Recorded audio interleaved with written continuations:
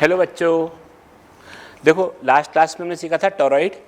अब हम सीख रहे हैं सोलेनॉइड के कारण इंटेंसिटी ऑफ मैग्नेटिक फील्ड कितनी होती है वो हमें निकालना है। ये एक सोलेनॉइड है। ओके सर, सोलेनॉइड है, दिख रहा है हमको सोलेनॉइड।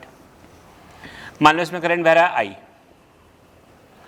तो अपन ऐसा पढ़ चुके हैं ना कि अगर क्लॉकवाइज करंट होता है तो क्रॉस फील्ड आती है, एंटी क्लॉकवाइज तो डॉट आती है।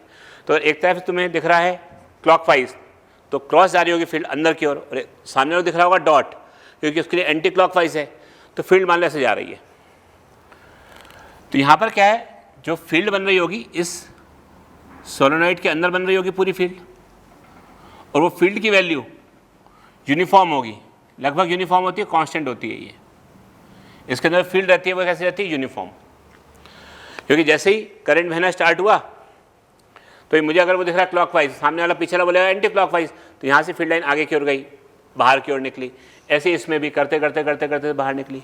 तो सारी फील्ड लाइन्स अंदर ही रहती हैं, फिर बाहर जाके कभी ऐसे मुड़ जाएंगी, फिर वापस आएंगी। एक तरफ नॉर्थ पोल बना था, एक तरफ साउथ पोल बना था, इसलिए तो नॉर्थ पोल से स्टार्ट होती है साउथ पोल तक आती हैं, बाहर बाहर अंदर चलती है साउथ पोल से नॉर्थ पोल की ओर। 10th क्लास में आपने पढ़ा था।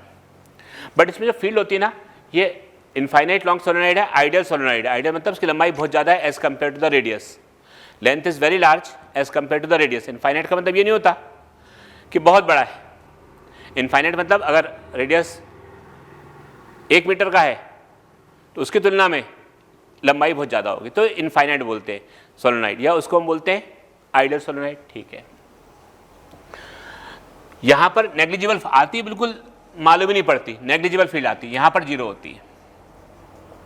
तो मेरा बताओ यहां पर इंटेंसिटी ऑफ फील्ड कितनी होगी वो हमें निकालना है। तो intensity of magnetic field due to infinite long solenoid ये हम निकाल रहे हैं। My name is Naveen Arora और स्टार्ट करते हैं हम सोलेनॉइड। ठीक है, आओ देखो। तो बच्चों यहां पर आप ध्यान से देखना, मैं इसका ना इसका क्रॉस सेक्शन काट के तुम्हें बता रहा हूं तो अच्छे से समझ में आएगा वो। मान लो ये सोलेनॉइड है, ये सोलेनॉइड का एक पार्ट बना रहा हूं मैं काट के।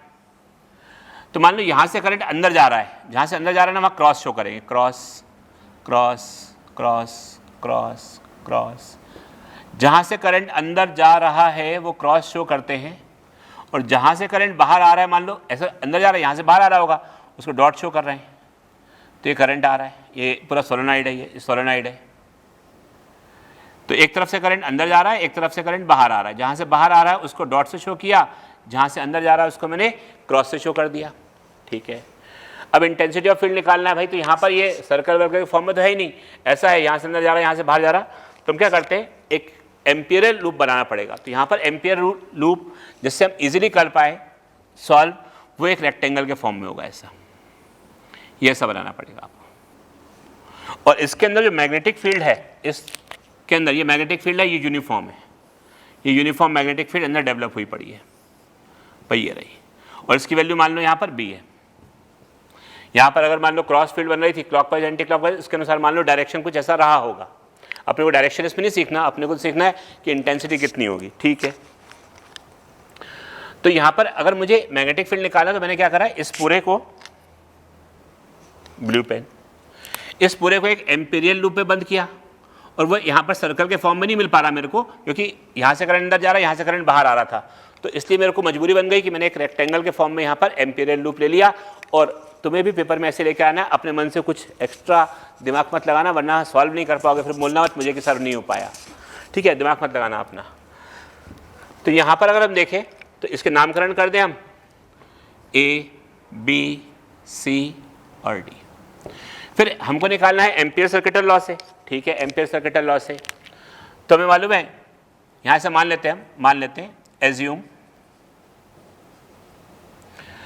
Number of turns per unit length, number of turns per unit length, ये हम मान लेते हैं स्मॉल एन है, और टोटल लंबाई जो है इसकी वो एल है। तो total number of turns, total number of turns वो हो जाएंगे कैपिटल एन, और उसकी वैल्यू ऐसे बोल सकते हैं एन इंटू एल। ठीक है भाई, पर यूनिट लेंथ में एन है तो एल लंबाई में कितने होंगे, एन इंटू एल। एल मतलब बड़ा वाला L. According to ampere circuital law, ACL मतलब ampere circuital law, line integral of magnetic field it is equal to mu not times the net current enclosed in the amperial loop due to which field is produced. ये मैंने पिछले toroid वाले derivation में सिखाया था, due to which field is produce, due to which B is produce, B मतलब magnetic field is produce. ठीक है, तो अब देखिए यहाँ पर, अब यहाँ पर जो है ना लाइन इंटीग्रल लेना पड़ेगा, तो जो एम्पीरियल लूप है स्क्वायर के फॉर्म में ऐसा या रेक्टेंगल के फॉर्म में है, तो इसको ऐसे लिखना पड़ेगा, इंटीग्रल पहले एक पार्ट ए बी है फिर बी सी, पूरा तो है नहीं, 2 पाई आर ले लोगे, अलग अलग लंबाई ये मालूम नहीं क्या है, तो इसको बोल सकते हैं पहला line integral A B B dot D L plus line integral B C B dot D L plus line integral C D. ये पूरा इसके बदले लिख रहा हूँ, इस चीज़ के बदले ये पूरा अलग अलग तोड़ के लिखा जा रहा है, C D B dot D L plus line integral D A और हो जाएगा B dot D L, it is equal to mu not times the net current enclosed in a loop. तो भाई ये वो करंट होता है जिसके कारण की मैग्नेटिक फील्ड डेवलप होती है, तो इस वाले कारण भी डेवलप हुई, इसके कारण भी, सबके कारण बन रही है वो तो सबके कारण बन रही है, तो पूरे n लूप्स के कारण बन रही है, तो एक करंट नहीं लेंगे, यहाँ पर लेंगे म्यू नॉट और total number of turns n है इनटू आई। तो जितने करंट के कारण मैग्नेटिक फील्ड बनती है वो पूरा करंट हमको लेना पड़ता है, वो पूरी फील्ड के कारण, तो उस करंट के कारण, तो n नंबर ऑफ टर्न्स है टोटल। अब देखो यहाँ पर ध्यान से देखो, तो इसको ऐसे लिखते हैं B D L cos 90, B आगे ए बी नीचे, यहाँ पर बी डी एल कॉस 0, देखो डी एल भी आगे और बी भी आगे, फिर अगले वाले में बी डी एल कॉस 90, अगले वाले में 0 डी एल कॉस 0, क्योंकि बाहर जो मैग्नेटिक फील्ड है वो 0 होती है, यहाँ मैग्नेटिक फील्ड है ही नहीं, नेग्लिजिबल, बहुत जरा सी, तो उसको इसकी तुलना में नेग्लिजिबल मानते हैं। It is equal to mu not times n, मतलब NL भी होता है, अगर number of turns per unit length हमको मालूम हो तो हम इंटू L कर देंगे, टोटल नंबर ऑफ टर्न्स मिल जाएंगे।